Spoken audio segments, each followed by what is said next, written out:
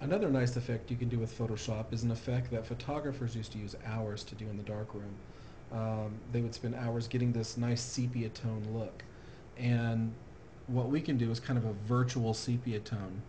Um, in order to take an image like this and add a little bit of color, we have to first convert it to color. So I have to go to Image, Mode, RGB Color. You'll see it's color because I have these bright colors over here. I don't really need to worry about those yet. Now, in order to save my original layer, I'm going to drag this layer down to the little box to make a duplicate of my original layer. And then, with that layer selected, I'm going to click this little box here, which basically does an adjustment layer. And here I want to choose Hue Saturation.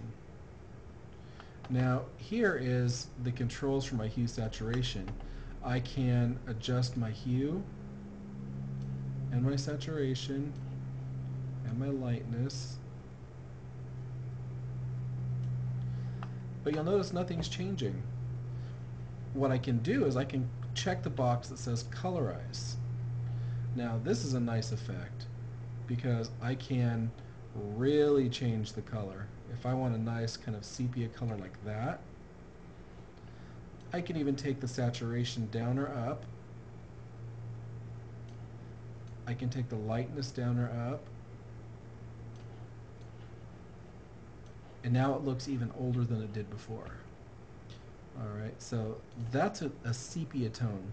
Now, of course, now that you have this layer here, if you double click this, it brings back up your controls. Now the nice thing about this is if you want to go for a different look, like green, or purple, or red, you can do all of these different effects, and again, you can adjust your saturation and your lightness and get a totally different effect. So I'm going to click OK and leave that the way it is.